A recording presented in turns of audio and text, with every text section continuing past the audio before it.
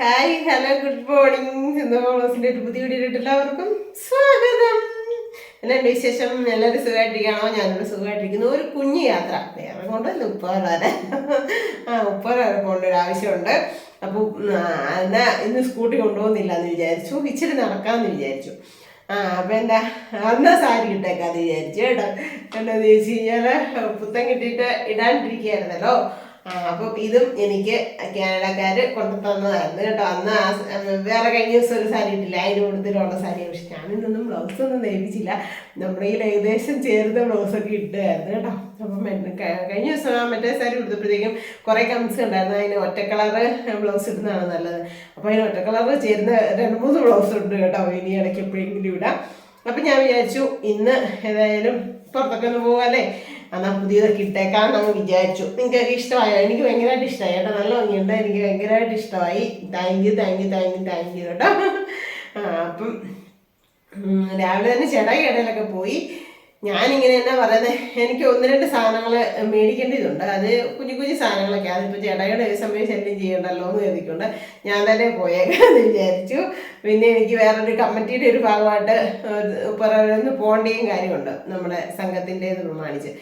എന്നാൽ പിന്നെ ആ കുഞ്ഞു കുഞ്ഞു സാധനങ്ങളും മേടിക്കാം, ഈ പറഞ്ഞ കമ്മിറ്റിയും കൂടാം, പുത്തസാരി ഇടാം, എല്ലാത്തിനോടും ഒരു കാര്യമാകുമല്ലോ എന്ന് വിചാരിച്ചു കേട്ടോ. അപ്പോൾ എന്തായാലും ഞാൻ പോയിട്ടൊക്കെ വരാം. പോയിട്ട് വന്നിട്ട് ബാക്കി വിശേഷങ്ങൾ കേട്ടോ. അപ്പോൾ എല്ലാവരും കാണുക, നല്ലൊരു അടിപൊളി വീഡിയോ ആയിരിക്കും, എല്ലാവർക്കും ഇഷ്ടമാവും. നമുക്ക് വലിയ കണ്ടന്റും കാര്യങ്ങളും ഒന്നും ഇല്ലെങ്കിലും എന്താ പറയുന്നത്, ഇങ്ങനെ കുറച്ച് സമയം സംസാരിച്ചുകൊണ്ടൊക്കെ ഇരുന്നാലും മതി എന്ന് പറയും. പക്ഷെ അപ്പോൾ ഇന്ന് ഞാൻ മനസ്സിൽ വിചാരിച്ചു കേട്ടോ, കഴിഞ്ഞ ആഴ്ചയിലും ഈ ആഴ്ചയിലും 2 പെൺപിള്ളേർ എന്നെ വിളിച്ചിട്ടുണ്ടായിരുന്നേ.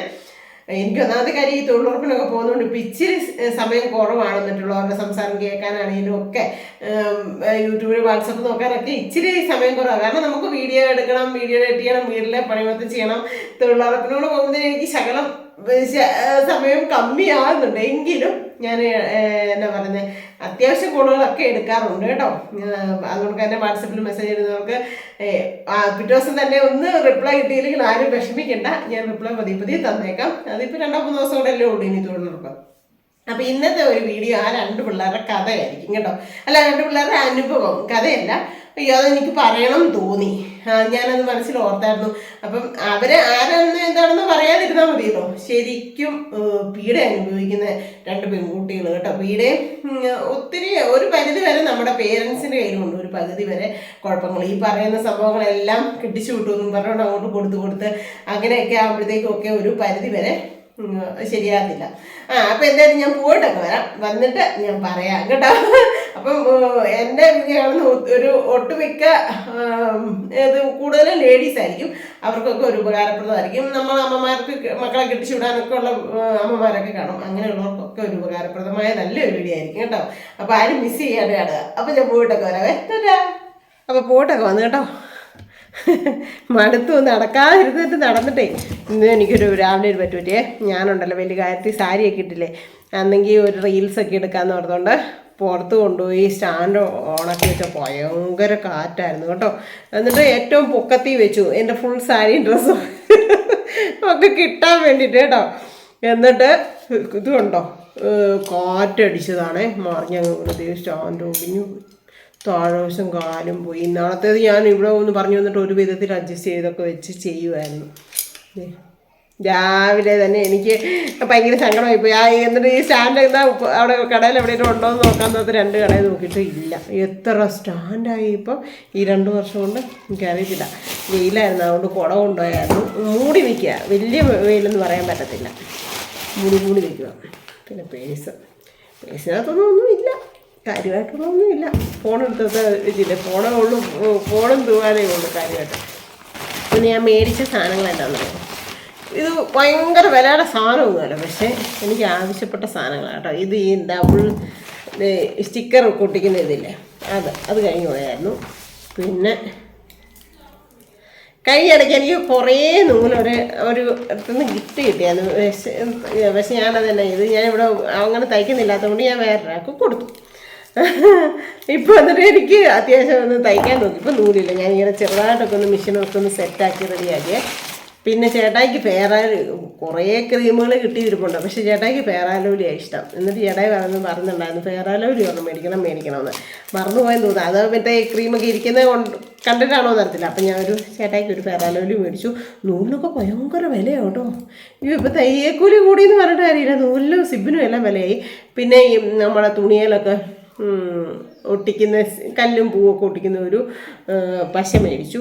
പിന്നെ ഇതെന്നാണെന്നറിയോ, പാൽക്കായം എന്തിനാണെന്നറിയാം, എനിക്ക് ഈ വയറുവേദനയൊക്കെ എടുക്കുമ്പോഴൊക്കെ നമുക്ക് നല്ലതാണ്. ഇച്ചിരി ഗ്യാസും കാര്യങ്ങളും അങ്ങനെയൊക്കെ വരുമ്പോഴൊക്കെ നമുക്ക് നല്ലതാണ് പാൽക്കായം. അതിന് വേണ്ടിയിട്ട് പാൽക്കായവും മേടിച്ചു. അപ്പോൾ അത്രയും സാധനങ്ങൾ മേടിച്ചു.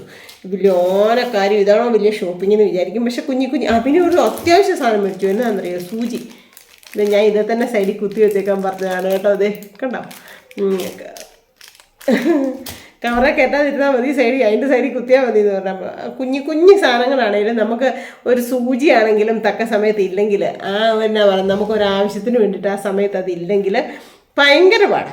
ശരിയല്ലേ? നമുക്കൊരു ബട്ടൺസ് പോയാലും അത് ഒന്ന് പെട്ടെന്ന് തയ്ച്ചു പിടിപ്പിക്കാൻ നോക്കുമ്പോൾ സൂചിയില്ലേ നടക്കുമോ? നടക്കത്തില്ല. അപ്പം എന്തൊരു കാര്യത്തിൽ എന്തൊരു കുഞ്ഞു സാധനത്തിനാണേലും അതിന് അതിൻ്റേതായ മൂല്യമുണ്ടല്ലേ.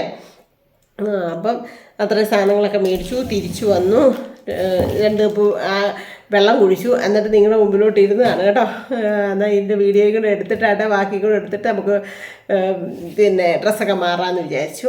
വലിയ ചേർച്ചയില്ല, എങ്കിലും കുഴപ്പമില്ല കേട്ടോ. എല്ലാവർക്കും ഇഷ്ടമായി. സാരി ഇപ്പം എന്നാ സാരിയൊക്കെ ഉടുക്കാൻ തുടങ്ങിയോന്നൊക്കെ ചോദിച്ചു കേട്ടോ. പോകുന്ന വഴിക്കെല്ലാം നമ്മുടെ ഫ്രണ്ട്സും ആണല്ലോ ഇഷ്ടം പോലെ. ആര് കണ്ടാലും പിന്നെ എനിക്കൊരു സ്വഭാവമുണ്ട്, ഞാൻ എല്ലാ മനുഷ്യരോടും കയറി മിണ്ടും, ആരോടാണേലും മിണ്ടും, സംസാരിക്കുകയും ചിരിക്കും. അതുകൊണ്ട് തന്നെ നമുക്ക് പോകുന്ന വഴിക്ക് എല്ലാ ഫ്രണ്ട്സ് ആവും. അപ്പം അങ്ങനെ. അപ്പം ഞാൻ കഴിഞ്ഞ ദിവസത്തെ ഞാൻ പറഞ്ഞില്ലേ വീഡിയോയ്ക്കകത്ത് പറയാമെന്ന് 2 പിള്ളേർ വിളിച്ച കാര്യം.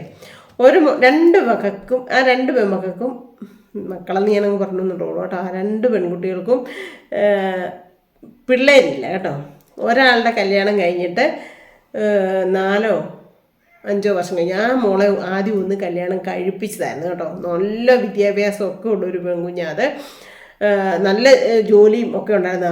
എന്നിട്ട് കല്യാണം കഴിപ്പിച്ച് വിട്ടു, ഒരു ആർമി ഓഫീസറുടെ കൂടെ അങ്ങോട്ട് കെട്ടിച്ചു വിട്ടു.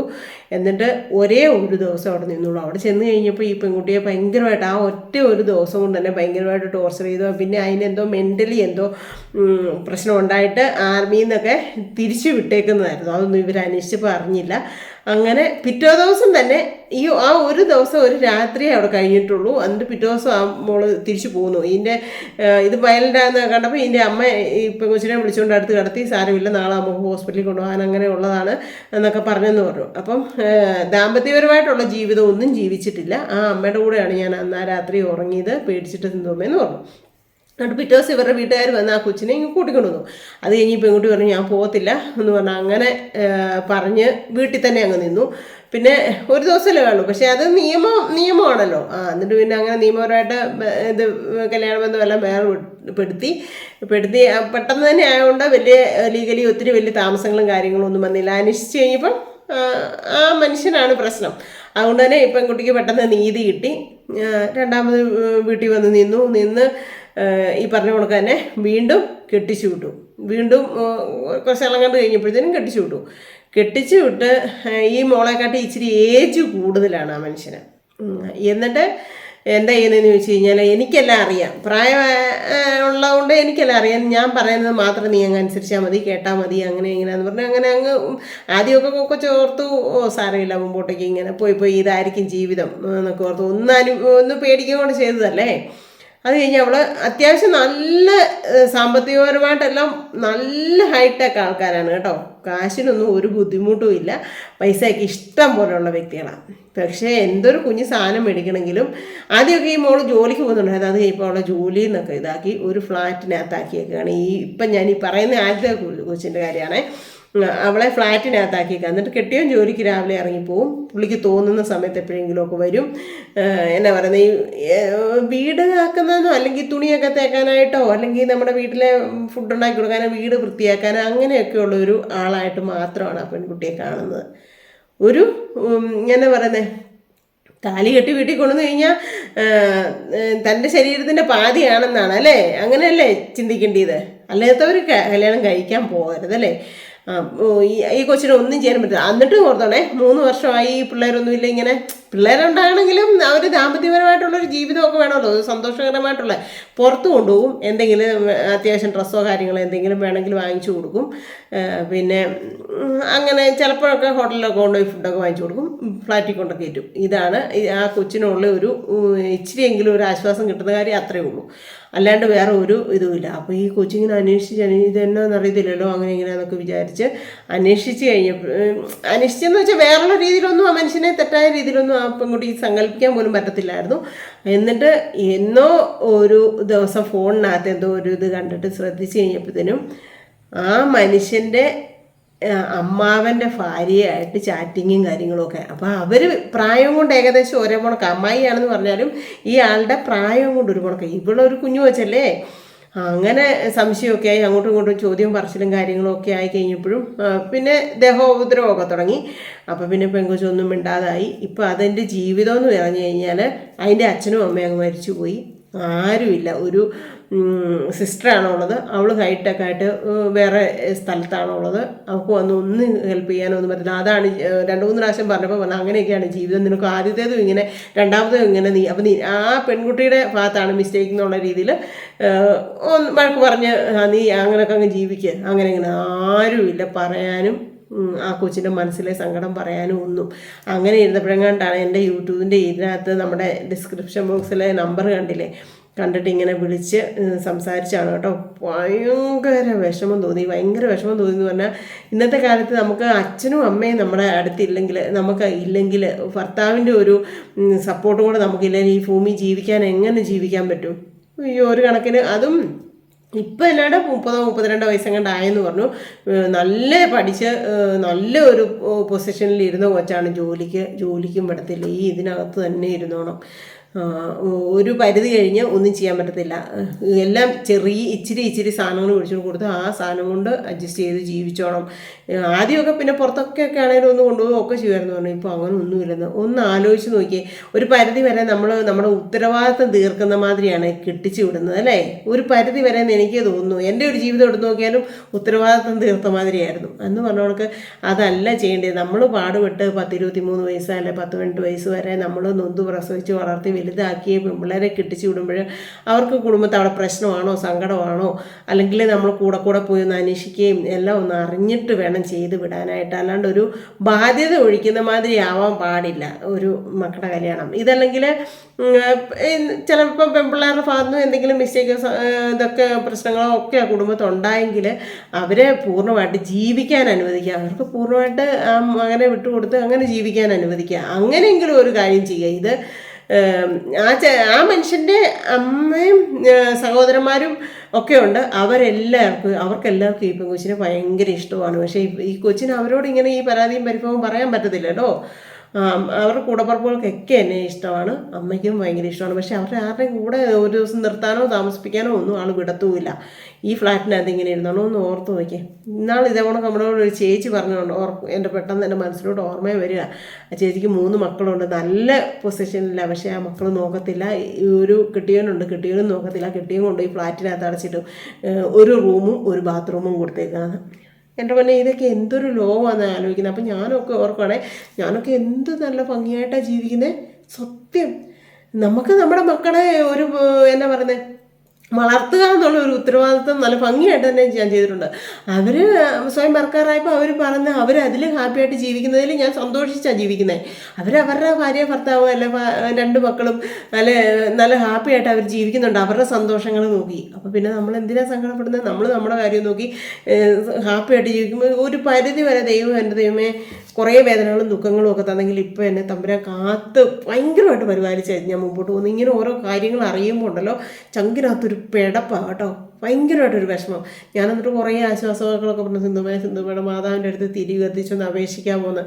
മാതാവിനോട് നമുക്ക് പോയി അപേക്ഷിക്കാനേ പറ്റത്തുള്ളൂ കേട്ടോ. നമുക്ക് ഞാനിങ്ങനെ പറയുമ്പോൾ മാതാവിനോട് പ്രാർത്ഥിച്ചു, പക്ഷേ മാതാവിനോട് നമുക്ക് അപേക്ഷിക്കാം. മാതാവേ നിൻ്റെ മകനോട് പറഞ്ഞ് ഇതൊന്ന് സാധിച്ചു തരാമോ, അങ്ങനെയാണ് കേട്ടോ സത്യം പറഞ്ഞാൽ.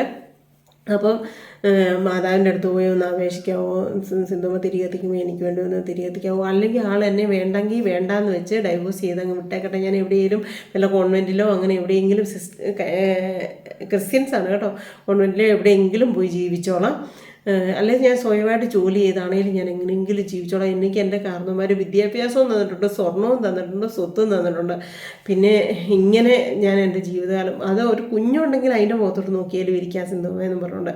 അപ്പോൾ നിങ്ങളെല്ലാവരും ഒന്ന് പ്രാർത്ഥിക്കുക കേട്ടോ, ആ മോക്ക് നല്ലൊരു വിടുതൽ കിട്ടാൻ വേണ്ടിയിട്ട്, നല്ല ദൈവത്തിൻ്റെ ഒരു ഇടപെടൽ ഉണ്ടാകാൻ വേണ്ടിയിട്ട്. ഒന്നെങ്കിൽ ആ മനുഷ്യന് ആ ചീത്ത കൂട്ടുകെട്ടിൽ നിന്ന്, ആ ചീത്ത ഒരു റിലേഷനിൽ നിന്ന് മാറി ആ മോളെ മാത്രം ഭാര്യയായിട്ട് അംഗീകരിച്ച് സ്വന്തമായിട്ട് നല്ല രീതിയിൽ ജീവിക്കാനായിട്ട്. സത്യം ഞാൻ പറയാം, കാരണം ഒരു അമ്മായി എന്നൊക്കെ പറഞ്ഞാൽ അമ്മയുടെയൊക്കെ സ്ഥാനം, ആ ഒരു കെട്ട സ്ത്രീയുടെ ഓർത്ത് നോക്കി ഇതിനെ വെച്ച് ദ്രോഹിക്കുകയല്ലേ ചെയ്യുന്നത്. അത് തന്നെയല്ല വേറൊരു എന്താ ഇതിനൊക്കെ പറയുന്ന പേര്, എൻ്റെ ദൈവമേ. എന്തായാലും നമുക്ക് ചെയ്യാൻ പറ്റുന്ന ഒരു കാര്യമുള്ളൂ, നമുക്ക് എല്ലാവർക്കും പ്രാർത്ഥിക്കാം ആ മോക്ക് വേണ്ടിയിട്ട്, ആ മോക്ക് നല്ലൊരു വിടുതൽ കിട്ടാനായിട്ടും, ഒന്നെങ്കിൽ ആ ആളിൽ നിന്ന് തന്നെ രക്ഷപ്പെട്ട് നല്ലൊരു ജീവിതം കിട്ടാനായിട്ട്, ഇതല്ലെങ്കിൽ ആ മനുഷ്യൻ നന്നായിട്ട് പൂർണ്ണമായിട്ട് മാറി മനസ്സിലാക്കി ആ മോളുടെ കൂടെ നന്നായിട്ട് ജീവിക്കാനായിട്ട് കേട്ടോ. അപ്പോൾ ആ ഒരു മോളുടെ അങ്ങനെ എല്ലാവരും പ്രാർത്ഥിക്കാം. പിന്നെ വേറൊരു കുഞ്ഞു വിളിച്ചു കേട്ടോ, അതിലും പരിതാപകരമാണ്. പരിതാപകരം എന്ന് വെച്ച് കഴിഞ്ഞാൽ അവരും ഈ പറഞ്ഞ കണക്ക് കല്യാണം കഴിച്ചു. കല്യാണം കഴിഞ്ഞ് ചെന്ന് ഒരു 5-6 മാസം, അമ്മ രോഗിയായിരുന്നു, 5-6 മാസം കഴിഞ്ഞപ്പോഴത്തേനും ആ അമ്മ അങ്ങ് മരിച്ചു പോയി കഴിഞ്ഞപ്പോൾ ഒരു പെങ്ങളോച്ചേ ഉള്ളൂ, അതിനെ കെട്ടിച്ചു വിട്ടതാണ്. ഈ ആങ്ങളെ ഒരാളേ ഉള്ളൂ. അച്ഛൻ നേരത്തെ തന്നെ എങ്ങാണ്ട് മരിച്ചതാണ്. ഈ മോളെ കെട്ടിക്കൊണ്ട് ചെല്ലുമ്പോൾ അമ്മ മാത്രമേ ഉള്ളൂ. അമ്മ ഒരു 5-6 മാസം കഴിഞ്ഞപ്പോഴത്തേ ഈ മോളെ കെട്ടിക്കൊണ്ട് ചെന്നപ്പോൾ 5-6 മാസം കഴിഞ്ഞപ്പോൾ മരിച്ചുപോയി. അപ്പോൾ ഒന്നും രണ്ടാമത്തേന് പറഞ്ഞാൽ നീ വന്നതുകൊണ്ടാണ് എൻ്റെ അമ്മ മരിച്ചത്, നീ വന്നതുകൊണ്ടാണ് എൻ്റെ അമ്മ മരിച്ചതെന്ന്. പിന്നെ നമുക്ക് മക്കളൊന്നും വേണ്ട, നിന്നെ എനിക്ക് വേണം, പക്ഷേ മക്കളൊന്നും വേണ്ട, മക്കളൊക്കെ ആയാൽ നമുക്ക് എന്നാ പറയുന്നത് സ്വാതന്ത്ര്യം പോകുന്നു. അപ്പോൾ ഈ കൊച്ചിന് ഇതിൻ്റെ വീട്ടുകാരോടും പറയാൻ പറ്റത്തില്ല. വീടിന് വലിയ ഈ കൊച്ചിന് ഒത്തിരി വലിയ സാമ്പത്തികമായിട്ട് ഉയർന്ന ഒരു കുഞ്ഞല്ല.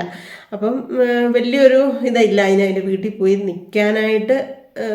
വളരെ മോശമായിട്ടുള്ള ഒരു അവസ്ഥയായിരുന്നു. എനിക്ക് എൻ്റെ വീട്ടിൽ പോയി നിൽക്കാൻ പറ്റത്തില്ല. കല്യാണം കഴിച്ച ആങ്ങളയുണ്ട്, ഭാര്യയുണ്ട്, കുഞ്ഞുങ്ങളുണ്ട്. അമ്മ പണിക്കൊന്നും പോകുന്നൊരമ്മയല്ല, അച്ഛനും പണിക്കൊന്നും പോകുന്നതല്ല. അപ്പോൾ ആ ആങ്ങളയുടെയും നാത്തൂൻ്റെയും സംരക്ഷണത്തിലാണ് അവർ ജീവിക്കുന്നത്. അപ്പം എനിക്ക് അവിടെ പോയി നിൽക്കാനായിട്ട് പറ്റത്തില്ല. പിന്നെ എൻ്റെ ഒരു അനിയത്തി ഒരു ചേച്ചിയും കണ്ട്, അവർ 3-4 പിള്ളേരുള്ളതാണ്. അപ്പോൾ എൻ്റെ ഈ വിഷമങ്ങൾ എനിക്ക് ആരോടും തുറന്നു പറയാൻ പറ്റത്തില്ല സിന്ധുമേ. ആ പരിസരത്തുള്ള ആരോടും മിണ്ടാൻ പറ്റത്തില്ല. ആരോ എങ്കിലും നോക്കിയിട്ടുണ്ടെങ്കിൽ ഈ പുള്ളിക്ക് ഭയങ്കര സംശയമാണ്, ആരോടെങ്കിലും സംസാരിച്ചിട്ടുണ്ടെങ്കിൽ ഭയങ്കര സംശയമാണ്. എപ്പോഴും ഫുള്ള് കഥ കടച്ചിട്ടിട്ട് അല്ലെങ്കിൽ നമ്മുടെ കാര്യങ്ങൾ കഴിഞ്ഞാൽ അന്നേരം പെരക്കകത്ത് കയറിയിട്ടുന്നോണം. ഇതാണ് പുള്ളിയുടെ റൂൾസ്. അതെല്ലാം ഞാൻ അംഗീകരിക്കുന്നു. അതെല്ലാം ഞാൻ അതേപോലെ പുള്ളി പറയുന്നത് കേട്ട് ഞാൻ ഉൾക്കൊണ്ട് ജീവിക്കുക സിന്ധുമേ. പക്ഷേ ഒരു കാര്യം മാത്രമേ എനിക്ക് സഹിക്കാൻ പറ്റത്തില്ലെന്ന്, ശരീരം മൊത്തം ആ പുള്ളിക്ക് എന്താ പറയുന്നത്, പുള്ളിയുടെ ഒരു എന്താ പറയുന്നത് ഒരു വൈകൃതം എന്നൊക്കെ വേണേൽ പറയാം അല്ലേ. അതൊരു രോഗം എന്നല്ലാണ്ട് അതിന് പറയാൻ പറ്റത്തില്ല. പുള്ളിക്ക് എന്തെങ്കിലും ഇത് തോന്നിക്കഴിയുമ്പോഴത്തേന് ശരീരഭാഗങ്ങളൊക്കെ കടിച്ചു പറിക്കുക, ദ്രോഹിക്കുക, പാടുവരുത്തുക.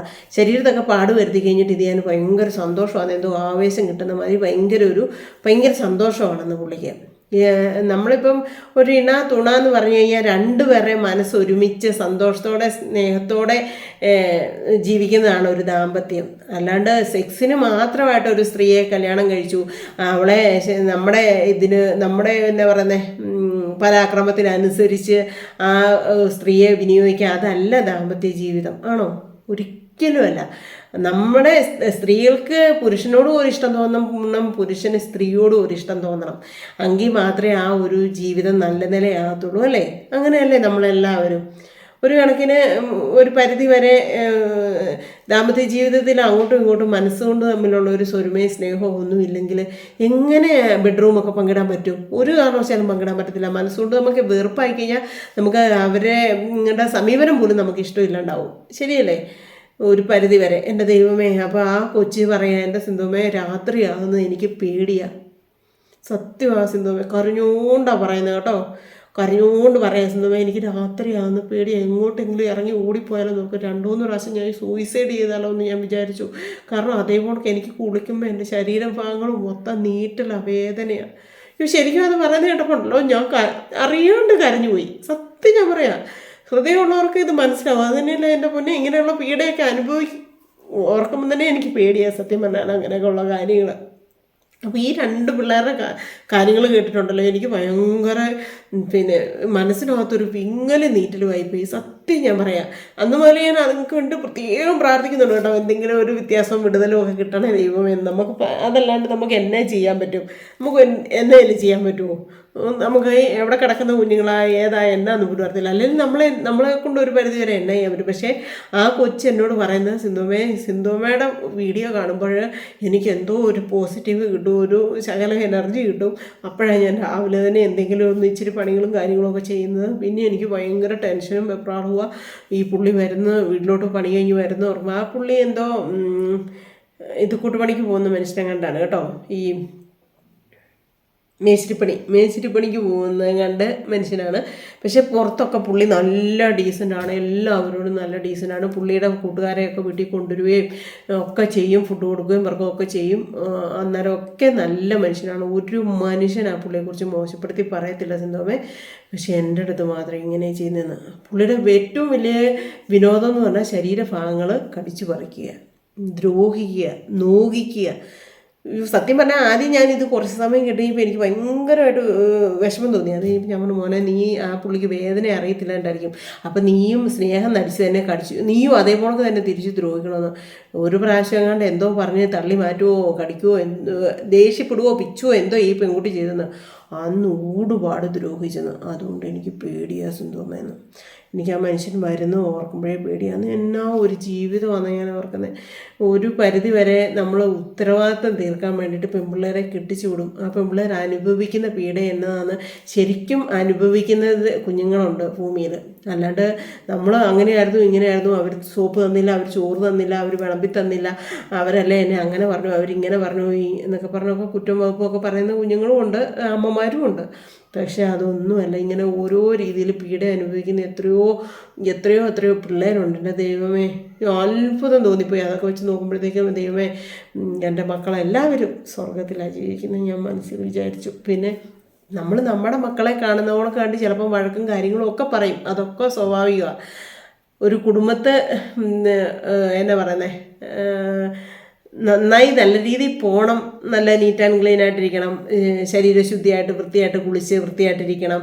ഇതൊക്കെ പറഞ്ഞു കൊടുക്കുന്നതൊക്കെ ഒരു നല്ല കാര്യമല്ലെന്ന് എനിക്ക് തോന്നുന്നില്ല. അങ്ങനെയൊക്കെ നല്ലത് പറയുമ്പോൾ നമ്മൾ നല്ലതായിട്ട് ഉൾക്കൊള്ളണം. ഞാൻ ആ മക്കളോടും പറഞ്ഞു കൊടുത്തു, മക്കളെ നമ്മളെ വഴക്ക് പറയുമ്പോൾ നിങ്ങളിന്ന് പോയി കുളിച്ച് റെഡിയാകുക, അല്ലെങ്കിൽ നിങ്ങൾ മിറ്റം വരെ തൂത്തുവാർ, അല്ലെങ്കിൽ നിങ്ങൾ കരിക്കലം കഴിയിപ്പോൾ ആ കരി പോയിട്ടില്ല, അത് ഇച്ചിരി നന്നായിട്ട് വൃത്തിക്ക് ഉരച്ച് കഴിയിക്കേ, അങ്ങനെയൊക്കെ പറയുന്നതൊന്നും വലിയ തെറ്റും കുറ്റമായിട്ട് എടുക്കരുതേ മക്കളെ. അതൊക്കെ ഒരു കുഞ്ഞി കാര്യങ്ങൾ വലിയ ഭൂകമ്പമായിട്ടുണ്ടാക്കുന്ന പിള്ളേരും അമ്മമാരും ഒക്കെ ഉണ്ട്. അങ്ങനൊന്നും ആക്കരുതേ, അതൊന്നും ജീവിതത്തിനകത്ത് ഇതാകത്തില്ലെന്നൊക്കെ പറയും. ഞാൻ പറഞ്ഞൊക്കെ കൊടുക്കും. ഒത്തിരി കാര്യങ്ങൾ ഓരോ പിള്ളേരോടും ഞാൻ പറഞ്ഞു കൊടുക്കും. അപ്പം ആ കുഞ്ഞുങ്ങൾ മെസ്സേജൊക്കെ ഇടും, സിന്ധുമേ എന്തെങ്കിലും പറഞ്ഞ സിന്ധുമേ ഒരു വോയിസ് ഇടണേ, ഞങ്ങൾക്ക് കേൾക്കാൻ വേണ്ട, സിന്ധുമയുടെ ഒച്ച കേൾക്കാം. അങ്ങനെയൊക്കെ ഞാൻ ഒത്തിരി കുഞ്ഞുങ്ങൾക്ക് പറഞ്ഞു കൊടുക്കാറുണ്ട് ഓരോ കാര്യങ്ങൾ. പക്ഷേ ഈ കുഞ്ഞുങ്ങളോട് രണ്ടിനോടും എനിക്ക് പറയാനായിട്ട് എൻ്റെ കയ്യിൽ വാക്കുകളില്ല. സത്യം ഞാൻ പറയാം. ഞാൻ പറഞ്ഞു, പ്രാർത്ഥിക്കാം മക്കളെ, എന്നാ ചെയ്യാനാ, നമുക്ക് പ്രാർത്ഥിക്കാം, അങ്ങനെ ഇങ്ങനെയാന്ന്. സത്യം ഓരോ കാര്യങ്ങൾ ഓരോ ജീവിത അനുഭവങ്ങൾ, കഥകളല്ല ജീവിത അനുഭവങ്ങൾ ഓരോരുത്തർ ഷെയർ ചെയ്യുമ്പോൾ നമ്മൾ മനസ്സുകൊണ്ട് ശരിക്കും വിഷമം തോന്നിപ്പോവുക, അവിടെ പേടി തോന്നിപ്പോവുക. സത്യം ഈ ലോകത്തിൻ്റെ പോക്കെന്നാന്ന്. അപ്പം ഞാൻ ഓർക്കും, ചിലപ്പോൾ ഈ ഇങ്ങനെയുള്ള ഇതൊക്കെ കൊണ്ടായിരിക്കും ദൈവം ഓരോ പ്രകൃതി ദുരന്തവും ഓരോ കാര്യങ്ങൾ വരുത്തുന്നത്. പക്ഷേ ഇങ്ങനെയുള്ള ആൾക്കാർക്കൊന്നും പറ്റുന്നില്ല. ദുഷ്ടരെ പന പോലെ വളർത്തുമെന്ന് പറഞ്ഞുകൊണ്ട് ഇവരൊക്കെ പന കണക്ക് വളർത്തുന്നുകൊണ്ടിരിക്കുക. എൻ്റെ ദൈവമേ. അപ്പം ഞാൻ ഈ പറഞ്ഞ രണ്ട് മക്കൾക്കും വേണ്ടിയിട്ട് ഞാൻ പേരും കാര്യങ്ങളും ഒന്നും പറയുന്നില്ല.